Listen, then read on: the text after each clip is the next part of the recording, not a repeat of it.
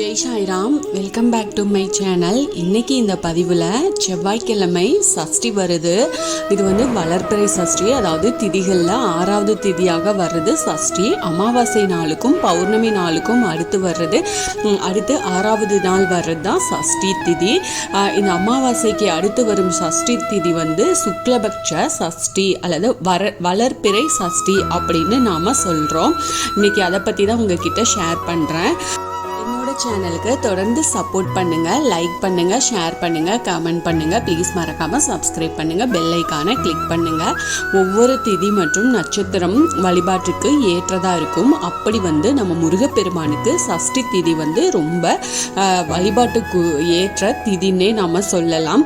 நீங்கள் இந்த சஷ்டி திதியப்போ முருகப்பெருமானை நினச்சி நீங்கள் விரதம் இருந்து வழிபட்டீங்க அப்படின்னா கந்தன் இருந்தால் அதாவது வந்த கஷ்டம் வந்த வழியே ஓடிரும் அப்படின்னு சொல்லுவாங்க. அத்தனை சிறப்பு வாய்ந்த முருகப்பெருமானை நம்ம விரதம் இருந்து வழிபடுறது அப்படிங்கிறது ரொம்ப விசேஷம். அதுவும் இந்த சஷ்டி விரதம் இந்த ஆறுமுக பெருமானுக்கு 6வது திதியாக வரும் சஷ்டியில் விரதம் இருக்கிறதுனால நீங்கள் கேட்ட வரங்கள் நிச்சயமாக முருகப்பெருமான் கொடுப்பாரு. என்ன பிரச்சனையாக இருந்தாலும் சரி அது விலகி போயிரும் உங்களுக்கு. இந்த வளர்பிறை சஷ்டியில் அதாவது நீங்கள் வீடு நிலம் வாங்கணும், அதே போல் நீங்கள் குழந்தை பாக்கியத்துக்காக ட்ரீட்மெண்ட்டில் இருக்கிறீங்க, குழந்தை பாக்கியத்துக்காக விரதம் இருக்கிறீங்க அப்படின்னு இருக்கிறவங்க கண்டிப்பாக நீங்கள் முருகப்பெருமானுக்கு இந்த செவ்வாய்க்கிழமை நம்ம ஆல்ரெடி எப்போவுமே முருகப்பெருமானுக்கு விசேஷம். அது மட்டும் இல்லாமல் சஷ்டியும் சேர்ந்து வர்றதுனால உங்களுக்கு நிச்சயமாக இரட்டிப்பு பலன் கொடுக்கும். அதனால் நீங்கள் இந்த செவ்வாய்க்கிழமையை தவற விடாதீங்க. உங்களுக்கு என்ன வேண்டுதல் இருக்கோ, என்ன பிரச்சனை, குடும்பத்தில் பிரச்சனை, அதே போல் சொத்து பிரச்சனை இருக்குது, கோர்ட்டு பிரச்சனை இருக்குது, எதுவாக இருந்தாலும் சரி, குழந்தை பாக்கியத்துக்காக காத்துட்டு இருக்கிறீங்க, எதுவாக இருந்தாலும் சரி, நீங்கள் இந்த வளர்பிறை சஷ்டியில் நீங்கள் உங்களோட பிரார்த்தனையை நீங்கள் விரதம் இருந்து ஆரம்பிங்க. விரதம் இருக்க முடியும் அப்படிங்கிறவங்க விரதம் இருங்க. கண்டிப்பாக முடியாததுக்கு ஒன்றும் பிரச்சனை இல்லை. நீங்கள் முருகப்பெருமானுக்கு முன்னாடி ஒரே ஒரு நெய் அகல் தீபமாவது ஏற்றி வைங்க. உங்களால் முடியும் அப்படின்னா 6 அகல் விளக்கில் நல்லெண்ணெய், சுத்தமான நல்லெண்ணெய் ஊற்றி 6 அகல் விளக்கு வச்சு நீங்கள் வழிபாடு செய்யலாம். முருகருக்கு கந்த சஷ்டி கவசம், கந்த புராணம், திருப்புகள், இது மாதிரி முருகருக்கான உண்டான கந்தகுரு கவசம், சண்முக கவசம், வேல்மாறல் எதெல்லாம் இருக்கோ, உங்ககிட்ட என்ன புக்கு இருக்கோ அதை உட்காந்து நீங்கள் 2 நேரமும் முடிஞ்சால் 2 நேரமும் படிங்க. காலையில் சாயந்தரம் 2 நேரம் படிங்க. இதே போல் நீங்கள் 9 செவ்வாய்க்கிழமை முடிஞ்சால் இந்த வழிபாட்டை தொடர்ந்து நீங்கள் செஞ்சுட்டு வாங்க. ஏதாவது ஒரு கண்டிப்பாக நம்ம முருகர்கிட்ட பிரார்த்தனை வைக்கும்போது அவருக்கே நம்மளோட சூழ்நிலை, நம்ம பிரச்சனை என்னன்னு தெரிஞ்சு அவரே கண்டிப்பா உங்க பிரார்த்தனையை நிறைவேற்றுவாரு. இருந்தாலும் உங்களுக்கு என்ன பிரார்த்தனை மெயினா நடக்கணும், முக்கியமாக எந்த பிரச்சனை உங்களுக்கு தீர்வு கிடைக்கணும் அப்படிங்கிறது உங்களுக்கு தெரியும். நீங்கள் இதே போல் செவ்வாய்க்கிழமை 9 செவ்வாய்க்கிழமை எடுத்துகிட்டு இது மாதிரி செஞ்சுட்டு வாங்க. அதுவும் இந்த வளர்பிறை சஷ்டியில் நீங்கள் ஆரம்பிக்கிறது ரொம்ப உத்தமம்.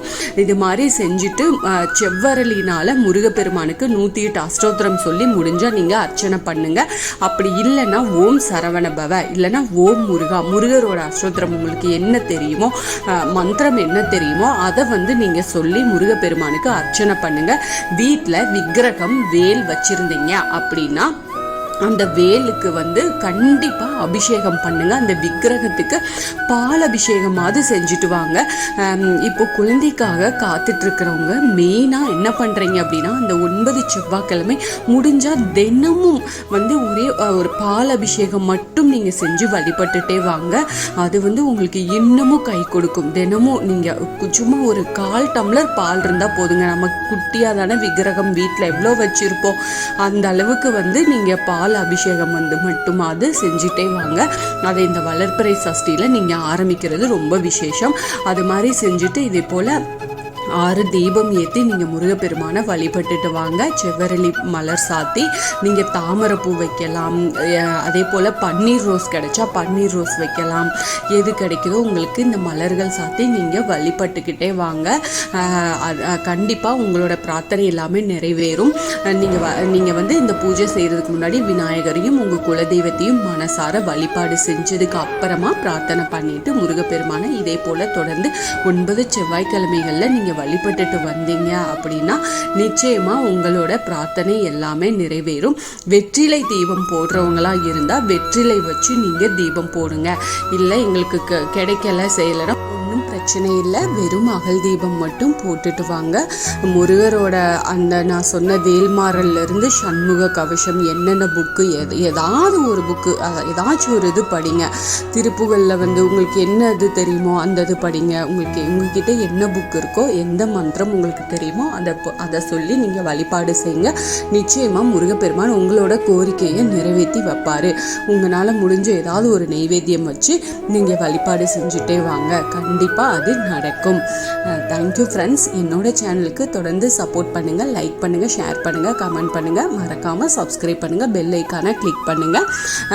இது போல் ஆன்மீக பதிவுகள் எனக்கு தெரிஞ்ச எல்லாத்தையும் உங்ககிட்ட நான் ஷேர் பண்ணுறேன். ஏதாவது சந்தேகம் இருந்தால் எனக்கு கமெண்ட்டில் கேளுங்க. கண்டிப்பாக நான் உங்களுக்கு ரிப்ளை கொடுப்பேன். மீண்டும் அடுத்த பதிவில் சந்திப்போம்.